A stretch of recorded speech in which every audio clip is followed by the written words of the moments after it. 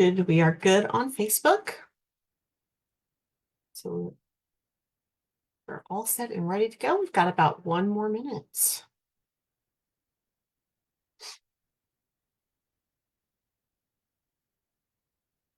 If you just now joined us, again, I want to say thank you and welcome.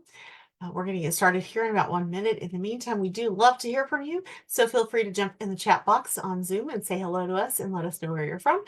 And if you're joining us on Facebook, you can say hello in the comments. Welcome, Ruth from Irving. We're so glad to have you here today.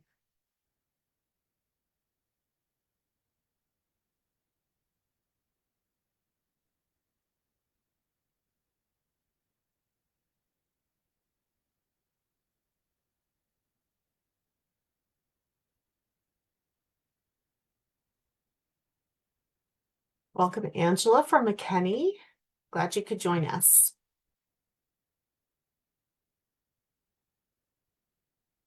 I have 12:15, so we're going to go ahead and get started. Nicole, welcome from Conroe ISD. All right, so again, I want to thank you all for joining us today for our webinar on empowering parents' practical sensory supports for the home. My name is Stephanie McLaughlin, and I am the Training and Evaluation Specialist with Partners Resource Network. Partners Resource Network is the nonprofit agency that operates the Texas statewide network of parent training and information centers. We are funded through the Department of Education Office of Special Education Programs. Throughout Texas, there are 4 projects known as PACT, TEAM, and TEAM.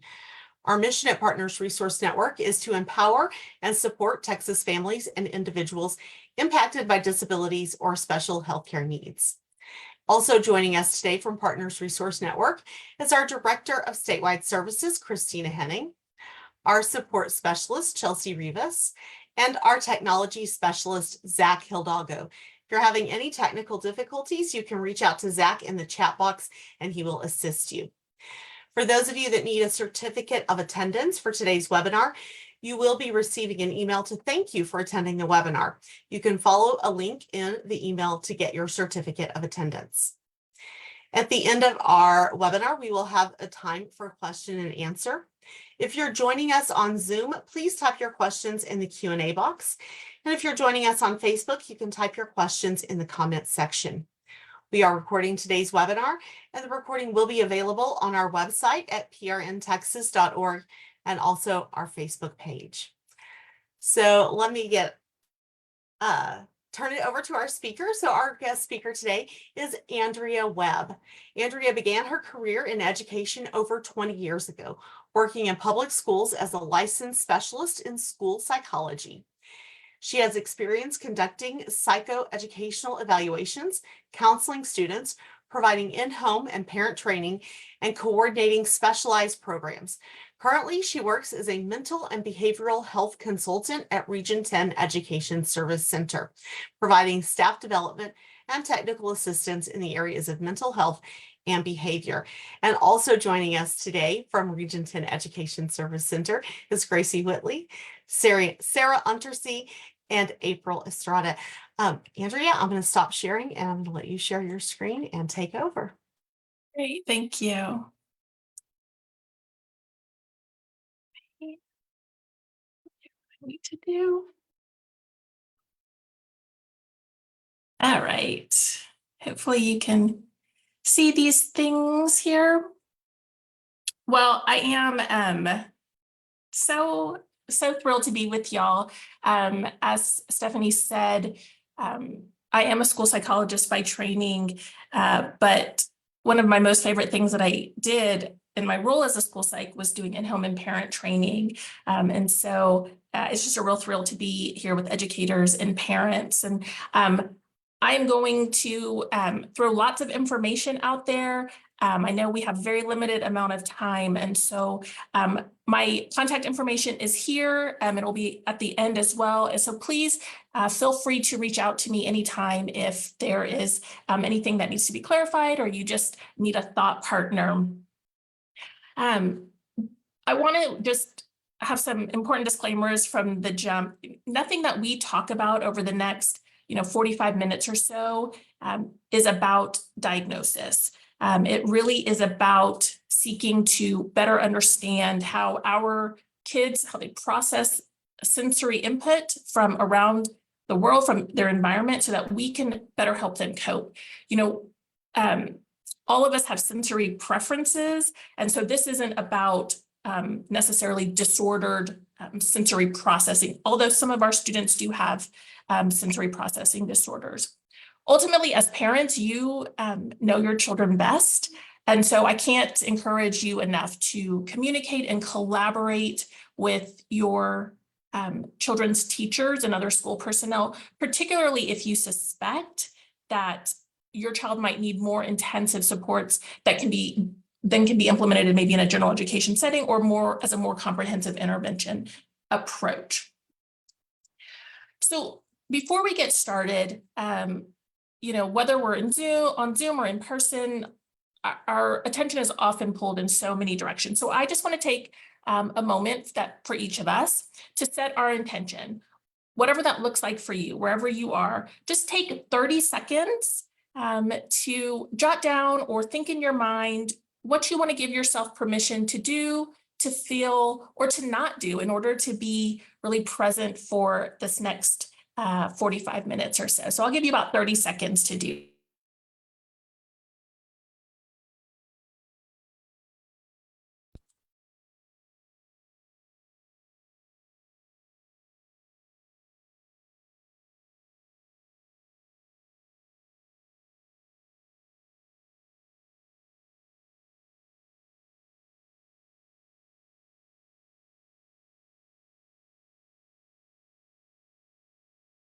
All right. Well, if you took part in that, I appreciate that.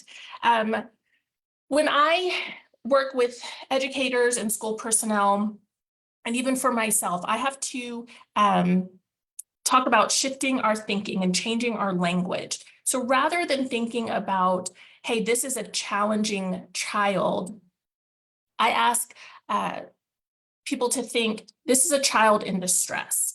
When we find someone who is challenging, we often feel frustrated or angry, annoyed. But when someone is in distress, more often than not, we want to help them. And that's true for our own children. When their behavior is challenging to us, it's easy to feel frustrated or upset and then respond out of that frustration. But when we think about our child being in distress and their behavior communicating that distress, it's so much easier for us to take a step back and try to figure out what's going on so that we can best help our child. So we know that all behavior, whether it is positive or negative, is communication. Smiles and laughter, temper tantrums, running, etc. Those are communication or attempts to communicate.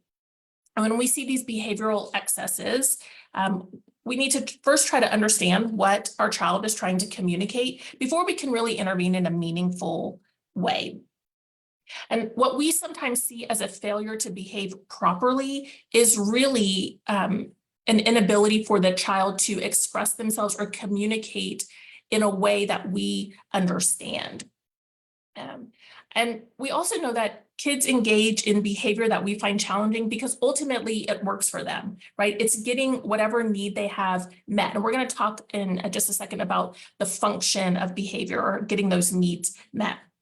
And I mean, we've either been in this situation or we've seen this situation where, we're in the grocery store at the end of a long day, parents had a long day at work, our kids had a long day at school, everybody's battery is completely depleted, kids having an epic meltdown, and we give candy or chips or a toy to keep that meltdown from escalating, right? Nobody has the bandwidth to deal. And our kids are quick learners. And when it comes to wanting something or needing something, they go right to that behavior that got them what they needed. And so we want to talk about how to meet those needs and have our kids using more pro-social behavior. So the form of a behavior is what we see, right? The outward manifestation, yelling, tantruming, hitting. But in order for any intervention to be successful, it's really important that we understand the function of the behavior or the why underlying why the behavior is occurring. there are typically 4 sort of broad functions of behavior. We're going to spend our time today talking about the sensory function. And sometimes that gets overlooked as being an underlying factor for challenging behavior. So we know that the sensory function really is about engaging in behaviors so that that child gets some sort of pleasing internal sensation, or conversely, engaging in behaviors that remove an internal sensation that the child doesn't like, so that they can get back to that sensation that feels good. If we're only addressing the form, the observed behavior, we're going to find ourselves really frustrated because we might get rid of that one behavior, but another behavior is going to come in right behind it because we really want to meet the need. We want to address the function, why that behavior is occurring. Then is when we'll see more success in mitigating those challenging behaviors. And although we're not talking about the other 3 functions of behavior today, it's really important to remember that the same behavior can have multiple functions. And through some of our strategies, we might be addressing all of those functions. When we're trying to discover what the function of a behavior is, we kind of look at it in 3 steps. We look at the antecedent, which is really just a fancy way of saying the thing that happens first, right? We're looking at what happened before the behavior occurred. And then we've got the behavior, right? That's what we observe, the outward expression. And then the consequence is what happens after the behavior has occurred. And that can really be positive or negative, but it's positive or negative in the eyes of that child, okay? All right, so let's get into the sensory systems, because most of us are pretty familiar with the 5 basic senses, but we actually have 8 sensory systems. And they're all very interconnected with one another. So the ones that we're pretty familiar with is our visual sensory system, or our sight. And that's not just visual acuity, right? Or seeing how well we see objects far or near, but it's really what we see, right? So how our brain takes in information through our eyes, processes that, interprets it, and then responds. Our auditory sensory system includes hearing and listening, and also being able to filter out extraneous noise and selectively attending to auditory stimuli, which you can imagine is very important in a school setting. And it's similar to the visual system in that it's about what we hear, right? And how our brain processes and interprets that information in order for us to respond. Our tactile sensory system, this is often the most recognized sensory system of the body, and the one that people will notice if there are overactive sensory system or an underactive tactile system, because our tactile sensory receptors are always on, right? We're always processing anything that touches our skin, whether that's clothing or wind or hair, whatever. And some of our tactile receptors are more sensitive on our skin. So our mouths, our hands, that's why we see a lot of babies put a lot of things in their mouths, because we have a lot of tactile sensory receptors in our mouth, and we're trying, our younger kids are trying to understand what they are experiencing, right? So not only do we identify touch, but we identify pressure, pain, temperature, texture. The signals that we receive through our tactile receptors, they send those signals to ultimately the brain, and it allows us then to identify that touch sensation, right? Determine how to react, if it's hot or cold or safe to touch. And then we've got taste and smell. These generally go together. Taste is gustatory and smell is olfactory. Those 2 senses are very intertwined with one another, right? When we eat, we often smell the food first. If it smells good, we're more likely to try it. If it smells bad, it sends a warning signal to our brain that we might not like that food, or that it's dangerous for us to eat or ingest. Taste is processed through the gustatory sensory receptors located on our tongue. The olfactory sensory receptors are in our nose. These receptors, these senses are very tied to our tactile senses, right? Because we have those tactile receptors inside of our mouth. And then the proprioceptive sensory receptors, which I'll get to in just a second, because we've got proprioceptive receptors in our jaws. And really the three sensory systems that impact a child's development that we may not be as familiar with are the proprioceptive sensory receptors, vestibular, and then the interoceptive. So proprioception is really just a fancy way of saying like input from our muscles and joints, right? Our sensory receptors are located in our muscles and joints. So these receptors help us to know where our bodies are and what our body parts are doing without necessarily looking at them. It's our position in space. So these are things that help us to sit upright, reach for things, right? All these skills that are necessary to be successful in a classroom. And when our proprioceptive receptors aren't working properly, our kids might appear sort of clumsy. They might bang objects, knock things over, or run into walls or other people. So this system is very closely linked to that tactile sense, right? Tactile input, something like a hug, also provides a lot of proprioceptive input. Our vestibular processing system is this idea of sense of balance. It's located in the inner ear, and these receptors help us to detect changes with regard to gravity. It has mostly to do with the movement of the head or the position of the head moving. And it's sometimes referred to as the internal GPS. So it helps us to balance, orient in space. It affects eye movement, balance, posture, muscle tone, attention. And so, as you can imagine, it's closely linked with proprioceptive input, auditory input, visual input, and those sensory receptors in the body. And then finally, we have interoception. And this is all about the physical condition or the physiological condition of the body, the internal state, right? So this helps our bodies understand and feel what's going on inside of us. Are we hungry? Are we thirsty? Are we in pain? Do we need to go to the bathroom? Internal pain, such as like a sore throat or a stomach ache.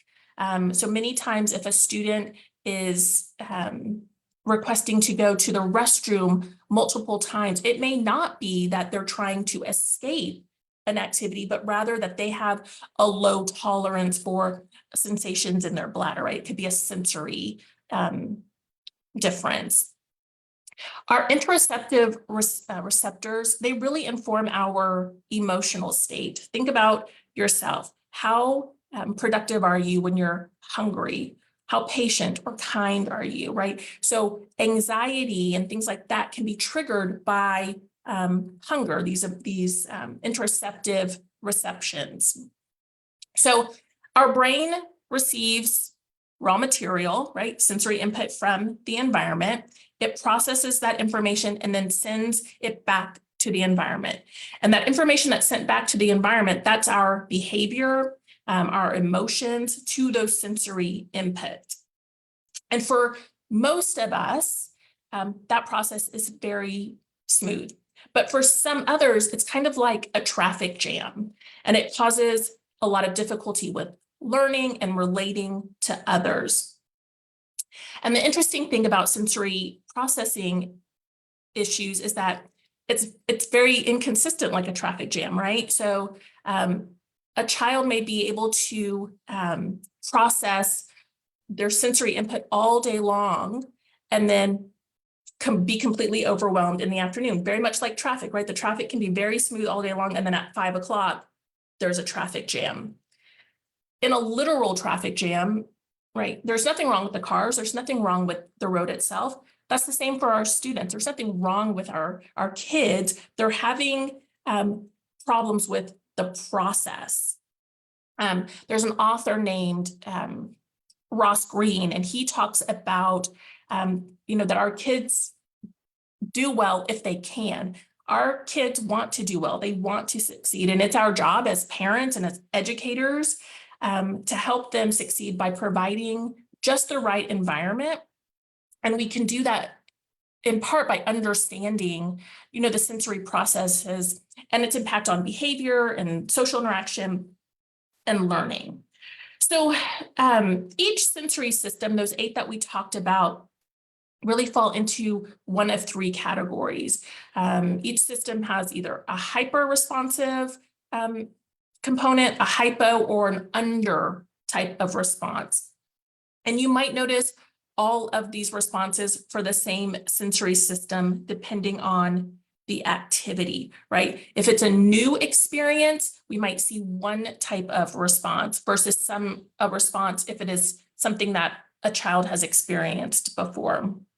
It's also really common for to be hyper responsive in some sensory systems and then hypo or under responsive in others. Our hyper responsive students are our kids who are sensory avoiders, right? They have an excessive response to sensory input, so they try to avoid adding anything to it. They become overwhelmed. And the best strategies, and we'll talk about some strategies with each of these systems, is to calm that sensory system.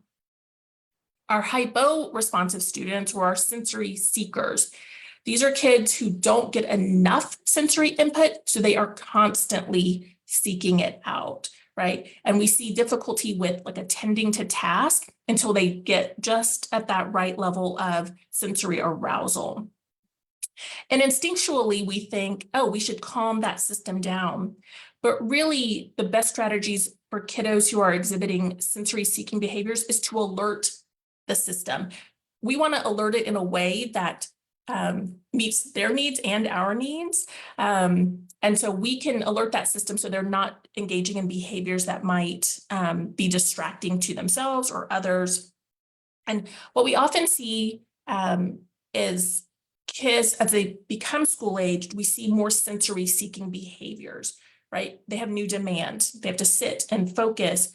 There's less free time. They have to follow a lot of auditory instructions. And so we want to be, as parents, mindful of that our kiddos are working really hard to regulate themselves during the day and how we can support their sensory needs when they get home in the afternoon. Under responders, these are kiddos who have just sort of a diminished response to sensory input. Like sensory seekers, they need more input. And so oftentimes kids who are under responsive to sensory input, they can appear as if they are lazy or tired, but really they just need a lot of alerting activities to their system. All right, so we're going to go through each of these sensory systems as quickly as we can. These are by no means an exhaustive list of behaviors or strategies. I just wanted to make sure that you had lots to walk away with. So for those kiddos who are over-responsive to visual input, we're trying to avoid that additional visual input. Some of their verbal, nonverbal, physical behaviors that might suggest that: discomfort with fluorescent lighting. And you might see that expressed through sort of excessive eye blinking. You might have kids who turn off or ask for the lights to be off. Eye contact can be difficult for lots of reasons, but regarding visual overstimulation, the child could be distracted by the features or the movements on the other person's face. So trying to process speech, process facial expressions, that could just lead to sensory overload, which then can lead to having those difficulties with conversations, which we'll talk about in just a second. Easily distracted, so having a hard time filtering out visual stimuli. Balance and coordination, particularly when it comes to things like reading and writing, and fine motor, things like self-feeding, buttons, those might be difficult, right? Because the visual receptors are also interconnected with the vestibular and those other motor needs. So some of the strategies that we can do to calm that system down is just rolling a ball back and forth, very easy activity. If your kid has a lot of light up toys, limiting the exposure to that and using what we would describe as simple toys, blocks, things that have neutral colors. Decreasing screen time is really important because sometimes kids with visual sensitivity, when they have excessive access to screens, reading, writing activities, they can complain that their eyes hurt or eye fatigue, headaches, things like that. If the visual stimulation outside, like just with sunlight, is too challenging, or even with like fluorescent lights in the classroom, kids might wear hats or special eyeglasses, things like that. Obviously, we know in Western culture, there's been a thing where people would say, all right, well, if you're looking at me, that's a sign of respect. In other cultures, we know that a younger person, to show respect, doesn't look at an older person in the eye. We never want to force or demand eye contact.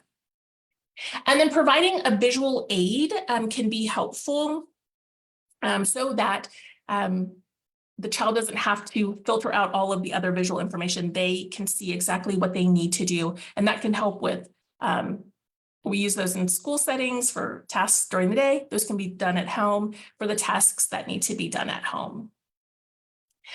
When we are looking at auditory sensitivity, being distracted by background noises, right? So we might see avoidance or even negative responses to certain sounds or unexpected sounds, right? So sometimes sounds can trigger this fight or flight. Difficulty holding a conversation, right? That feeling of anxiousness if they're trying to filter out what's important and what's not important. So, and there may be some fear of just everyday objects, the sounds of everyday objects like a blender or a vacuum cleaner. So some things that can be done: noise canceling headphones, and really it should say noise reduction headphones because it doesn't cancel out all of the sound. So if you're having a conversation with someone who has noise reduction headphones on, they can still hear you, but it's just diminishing all of the sound around them. Obviously for older kids, we can use earbuds as well, so they don't have to necessarily be those big bulky headphones. Using a visual timer. So if you're using a timer to help your child move from task to task, rather than using one that dings, just using one that's a visual, is a visual may help with that auditory sensitivity. And then creating a calming space, whether that's in their home or in your home, just in general, or in their bedroom. In classrooms, we call them quiet corners, calm corners, Zen dens, etc. Just for a space for that child to go so that they can calm down. Okay, our tactile friends, those who have sensory sensitivities tactily. Things that we know, like clothes sensitivity, seams and tags. Oftentimes we see kiddos who have tactile sensitivities be very picky eaters because of all those sensory receptors in the mouth. Same thing with hygiene and self-regulation. So some of the things that we can do is heavy work, and we'll talk more about that when we talk about those proprioceptive supports in just a minute. But messy play activities, but allowing your kid to wear gloves or use scoops, cups, etc., so that they have a little bit of control. And then either using a soft vibration toy or massager or brushing can help reduce some of that tactile sensitivity. Gustatory and olfactory. Again, I put these together because they are so closely linked. Again, what you'll see is that a lot of similar behaviors are across the sensory systems because they are so interrelated and interconnected. When we see a kiddo who is a pretty picky eater, they may be underweight. So as a parent, you just want to have close communication with your child's healthcare provider if you're concerned that your child may be nutritionally deficient. We might see some low muscle tone in the oral structure, which could lead to difficulty with articulation and other verbal communication. There may be some refusal to get their hands messy. That could be a tactile response, but if something has a strong odor, sometimes the scent can linger on our fingers. And then we might see some emotional dysregulation, particularly if a student or a child feels like they may be forced to eat something, or if there's a smell that is overwhelming to them. So food play is really important, right? We know that if a child will touch food with their hands, they're more likely to eat it. We certainly don't want to ever do this at mealtime, particularly if a child is a picky eater. We don't want to increase the anxiety around food. So if we're going to do food play, one, there should never be an expectation for your child to eat it. And we shouldn't do that around mealtime. So meal preparation we want our meal table to be fun and inviting. So meal preparation could be measuring, scooping, pouring, stirring. It doesn't necessarily have to be trying things. And then you may even try some different essential oils or diffusing oils. So you could play a game where your child smells different scents, tells you if they like it or not. And then you can use those scents that they like during challenging situations, right, to help calm that system down. All right, vestibular. Remember, that's that sense of balance. So we see some fearfulness if a child is seated, their feet are off the ground, they're tilted backwards. So think about your child at the dentist and leaning back. That can create a lot of anxiety. Swinging and slides, right? And you may even have your child may avoid those type of activities or engage in behaviors to escape that activity. And so we see some of those difficulties with peers during activities. Then there may be a really strong preference for just sedentary activities overall, which can lead to low muscle tone and endurance. And then how that plays out in school is difficulty with handwriting and other visual motor tasks.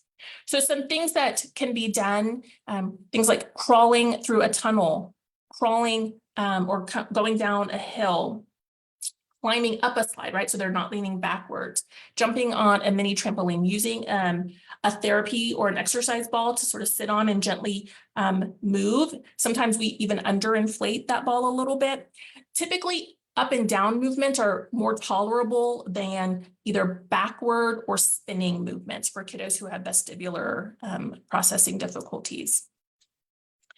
And then again, interoception is really all about the physiological condition of the body. So we see students who avoid extreme temperatures, again, picky eaters. We might see some struggling with toileting or toilet training because of that, right? Not recognizing or trying to avoid some of those sensory, that feeling. We see big emotions and struggles to self-regulate, hunger and thirst cues, and then pain tolerance or even pain awareness. And we'll talk about some strategies in just a moment. Okay, I want to be mindful of our time. So let's switch our focus. We were talking about sensory avoiders. Now let's talk about when kiddos are seeking out more sensory input and some of the things that we see. And some of these may be very known to you or common to you. So kiddos who are seeking out visual input, they like things that light up and spin and move, and they will stare at those types of things for a long time, right? They may spin themselves, right? Trying to get dizzy. They're looking, they are drawn to really fast acting or fast movement in TV or videos that they're watching. For our auditory sensory seekers, these are kiddos who are seeking out additional noises. So these are our hummers and our singers, kiddos who make noises with their mouths and their bodies all throughout the day. And oftentimes we'll also seek out that vestibular input if they are, if that movement creates any kind of noise. So anytime we hear our name, we're automatically attuned. So in order to filter out excessive noise, using your child's name when you want to get their attention is really important. We want to increase that wait time for a response because, again, they are processing that information. And then using visual supports to increase attention, clarify verbal instructions, right? So that we don't have to stand over our child and say, now do this, now do this, now do this. That visual support can help focus their attention. Kiddos who are tactily hypo-responsive, right? Who are seeking out that tactile input. These are our kids who touch everything. They fidget with anything that they can get their hands on. These may be our kiddos who intentionally crash, right? Who are bumping into things, jumping on things. They engage in a lot of rough play. We call them rough and tumble kids. But at school, it can, we want to be mindful that these are kiddos who can be labeled as bullies because they're seeking a lot of input. So they're engaging with a lot of input. We might see some struggles with fine motor skills, things like handwriting. So they're over gripping their writing utensil, causes hand fatigue, things like self-feeding, dressing. Again, messy eaters because they don't necessarily feel their hands messy or their face is messy with food. Utilizing a variety of textures can help calm that system down. Deep pressure activity, so rolling on a ball or having a ball rolled on top of you, any type of massage, fidget items, weight-bearing activity, so doing things on our hands and knees, non-contact games and activities. So I've linked in here animal walks, but you can really go on YouTube. So it's really just a way to get some of that proprioceptive input, which supports all of our other systems. For our taste and smell sensory seekers, again, these are kiddos who seek out very strong flavors. They like crunchy foods, chewy foods, restricted or resistant foods like taffy or milkshakes. Sometimes, and it's not a pica thing, meaning like they're eating non-edibles to eat non-edibles, but they might put things in their mouths that are not edible because of the texture or the crunch, things like that. They have a strong preference for certain smells, or they may underreact to other smells. And as you can imagine, that may be very dangerous if, typically if we smell a chemical, we react and we don't ingest it. But if I have, if I'm a sensory seeker and a chemical smells good to me, I may then ingest it. So we want to be careful about that. And so a visual cue we might use is just an X or a no or a stop on our cabinets that have those chemicals that we don't want our kids to get into. Using scented objects or smelling jars, replacement objects like gum or mints, adding any type of strong fruit, lemon, lime, raspberry to water can support that sensory system. Constant movement for our vestibular kiddos. Remember, those inputs are in the ear. And so these are kiddos who are always moving. They will spin and they don't ever seem to get dizzy. They love to swing and slide and jump, and they're seeking out these types of activities. So some alternative seating, so things like a wiggle seat or a therapy ball or an exercise ball, just even a different texture on carpet or hardwood or tile can provide some of that vestibular input. But if they get a little bit of movement in there, that helps as well. And then proprioceptive input, things like setting up an obstacle course, in your backyard or in the park, just to provide opportunities to run and jump and crash, especially for our younger kiddos. With these types of activities, it's incredibly important to have a start and a stop. So we want to do an activity that allows for that sensory input, complete that activity, and then be done. Otherwise, we could really get ourselves into some trouble with not being able to stop an activity when we need to move on. And then interoception, for our kiddos who are seeking that type of input, opposite of those kiddos who are hyper responsive. So these are kiddos who seek out extreme temperatures. They like it extremely cold or extremely hot.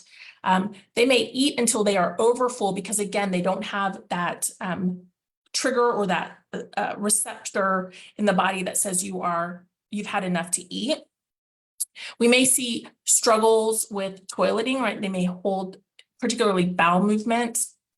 We see a lot of risk-taking behavior, again, to get that input into their body. And very similar to those who are hyper-responsive, we see big emotions and struggles to self-regulate. So I gave just a variety of strategies for each sensory system, but I really want to spend the next few minutes talking about proprioceptive input. It's uncommon for anyone to sort of avoid proprioceptive input. These are great activities to calm the system, but honestly, these are great equalizers because those who need to alert a system, proprioceptive inputs also allow for that. So it's kind of a 2-for-1. I can calm a system, I can alert a system by doing proprioceptive input. So I often, when I talk with teachers, I tell them, hey, if you're gonna do any type of strategy, look at these proprioceptive strategies first. And we know that it has a positive impact on learning, on behavior, and attention. Now, I will say I'm not an occupational therapist. These strategies are often used by OTs, and many of these I have gotten because I have worked with incredible OTs over many years. Some of these strategies are used with kiddos who do have sensory processing deficits and disorders, sometimes as a larger intervention approach. But most people can benefit from these strategies. These are what we call heavy work. Again, not an exhaustive list, but just many things to provide some thoughts for you. Typically, any activity that's going to involve pushing, pulling, carrying, weight bearing, that's going to be considered a proprioceptive activity. So things that you can do around the house, having your child carry grocery sacks, gardening or yard work, blowing bubbles, right? And as you're hearing these things and thinking about them, thinking about how they support those different sensory systems. Instead of using a pencil, like a mechanical pencil sharpener, using a handheld or a manual, get some of that input as well. Doing things like pushing against the wall, either in front or having your kids stand against the wall and have their hands back, pushing against the wall, pushing their hands together provides a lot of input. Sometimes I'll take a kid's hands and put them in between mine if they can handle it tactily and just squeeze their hands like that. Doing chair push-ups, just right there in your chair. A kid can do that very easily once they're taught how to do that. Again, animal walks are a great way to get that input. So you can hop like a bunny or gallop like a horse. If you've got space, you might slither like a snake, etc. When you're out and about, having your kid open the door and hold the door open. So whether that's at a store, or at church, or your place of worship, doing that, get some of that input into the joints and muscles. Anything that you do outside, whether it's playground equipment, you don't have to go out and buy anything to support your kiddos proprioceptively. You can literally go to your school playground or the neighborhood playground, go to the track, take a family walk, hopscotch, all of those things are going to provide that proprioceptive input. When you're thinking about snacks for your kiddos, again, those crunchy, those chewy, those resistive foods, gums, mints, using those swirly or crazy straws, or using coffee stirrers, which requires more force through the mouth to get the water through those little, through the small openings. And then any type of weight-bearing activity. So if your kid is going to color or draw or do a puzzle, having them on their hands and knees, laying or rolling over a therapy ball or on their stomach provides lots of input. For our older kids, if they have homework or they have to journal, they can do that on the floor as well. Crawling through a tunnel, pushing a ball, any type of fidget. So lots of different proprioceptive activities. Okay. I know I just have a few minutes left. So ultimately, the way you choose to intervene with your child, or as you know, that we choose to intervene with students, really depends on a lot of factors, right? Our cultural norms, our past experiences, the relationship that we have with our child. But there are a couple of things that I hope that you keep in mind when you're thinking about your intervention and your response. We want to be empathetic. We want to be non-judgmental. We want to recognize our own fears and anxieties, right? What are some of the things that cause us to respond inappropriately, our sensory preferences? And are we recognizing that our child is in distress? And what are they trying to communicate with that? We always want to respect personal space. We want to be, particularly if our student is having a sensory response, right? We want to think about our position and our posture. When we allow for personal space, that shows that we respect our child, but it also can decrease the anxiety that may be coming along with those sensory responses. We want to keep our emotional brains in check, right? So again, remember we talked about feeling frustrated and angry when we have behaviors that are challenging to us. When we can remain calm and rational, that doesn't necessarily mean that we can control our child's behavior, but our response can absolutely have a direct impact on our child's behavior, whether it escalates or de-escalates. When we want to listen to what our child is telling us, verbally, non-verbally, through their behaviors and their actions. And ultimately, we need to set limits, right? We want to give clear, simple, and enforceable limits, right? Giving choices and consequences. So that's where we go back to that start and stop, particularly for those who are seeking a lot of sensory input.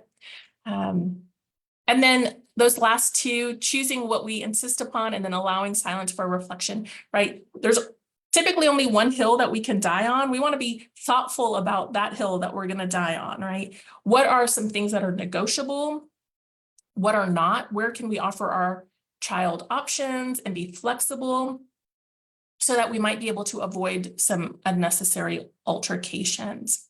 And then silence is a great communication tool. Oftentimes our kiddos can reflect on what they need, and that's our goal. Is we don't always want to be the one saying, do this, do this. We can put language to it. Does your body looks like it needs to move? Do you need to do A, B, or C?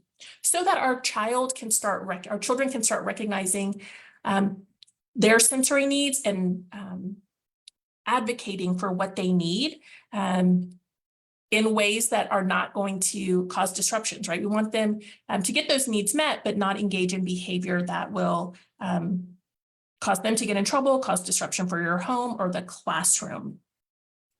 So that was a lot of information, very, very fast. I'm gonna stop sharing my screen again. Here's my contact information. If you have, if you need any information or need anything clarified, I am more than happy to share anything that I've got with you.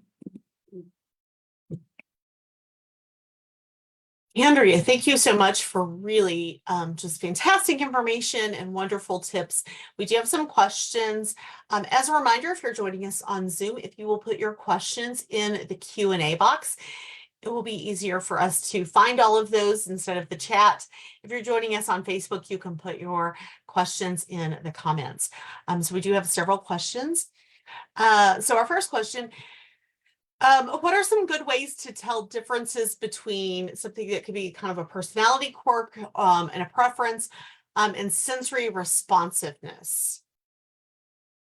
Yeah, I think that's a good question. I think it's a hard question. I think it's a little bit of trial and error, right? It's really about being a detective and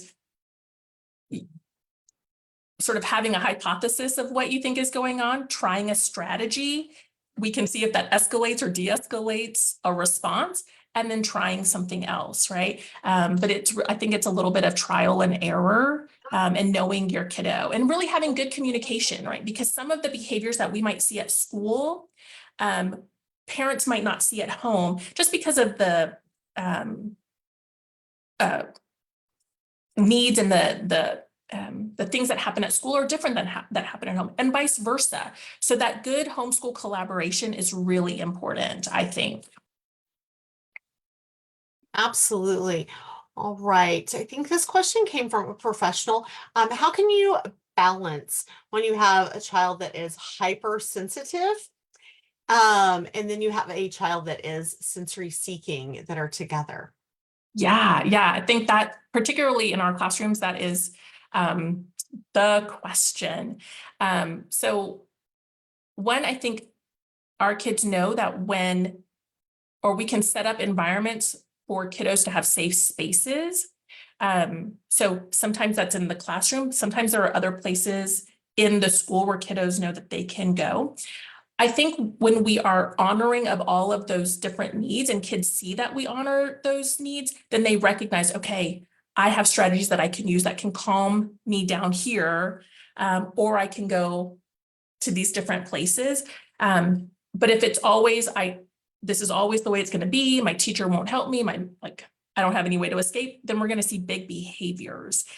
So I think just honoring the different needs of kiddos and putting language to it, so that kids can start advocating for themselves, right? We meet our sensory needs all the time as adults, right? If we're at work in the office, we get up and we go get a drink, we go get coffee, we go talk to our colleagues. If we're thinking about our kiddos past grade 3 or 7th grade and thinking about how they're going to be as an adult, then we want to start teaching them how to independently advocate for themselves in a way that's going to get their needs met, that won't be disruptive to them or to their classmates and friends. Excellent. Oh, we've got some great questions. Any suggestions for how parents can deal with a child who they mask all day at school, and then the moment their parent picks them up, they lose control? Yeah. One,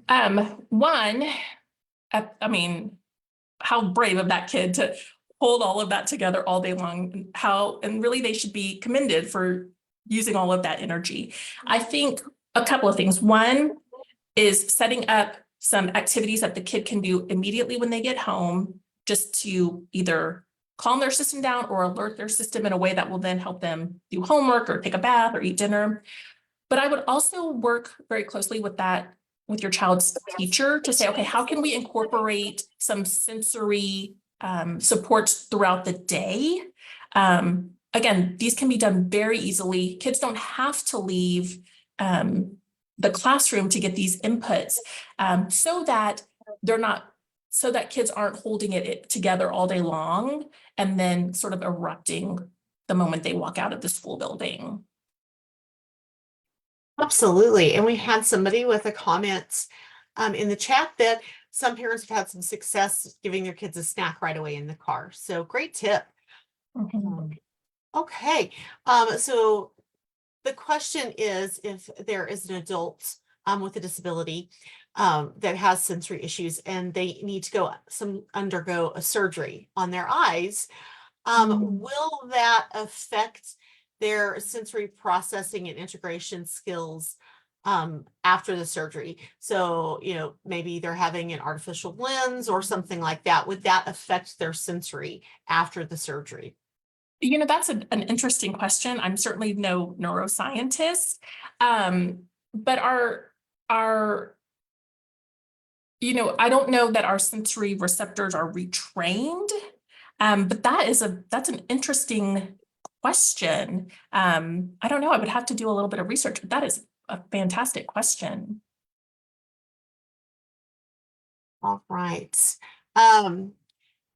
So any suggestions for a student in a general education classroom in high school that hums and that is soothing for the student, but could be distracting to the other students in the classroom?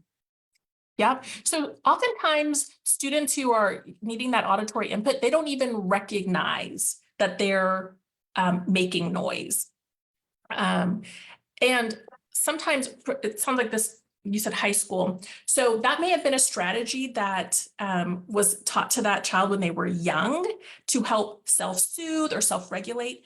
And it's just followed them. So one, let's just talk to the kid, right? Hey, do you recognize that you're doing this? What do you need when you're doing this? And then brainstorming with that kid, that teenager, about what are some other ways that you think you might get that need met.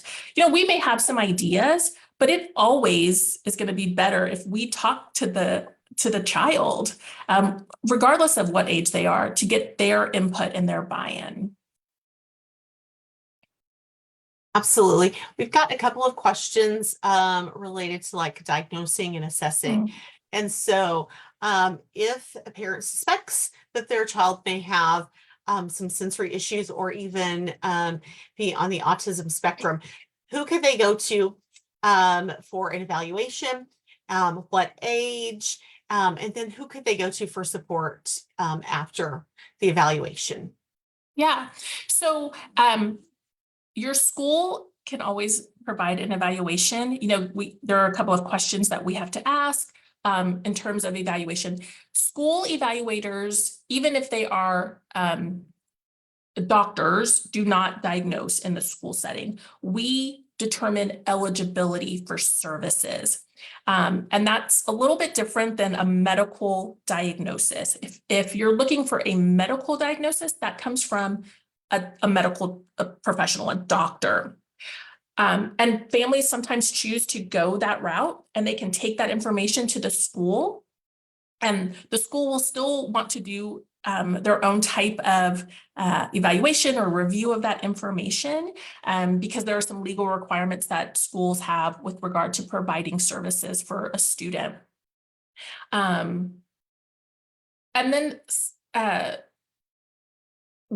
if a student has been evaluated in a school setting for services, whether that's special education services or 504 services, the school people can help with that. There are lots of incredible professionals in the world, and families are more than welcome to go to those people. But your school systems are filled with amazing people who provide support in school and as a wraparound service, like in-home and parent training support, that are free, and certainly would be, my first, if I were a parent of a child and I was concerned, my school would be the first spot I would go to.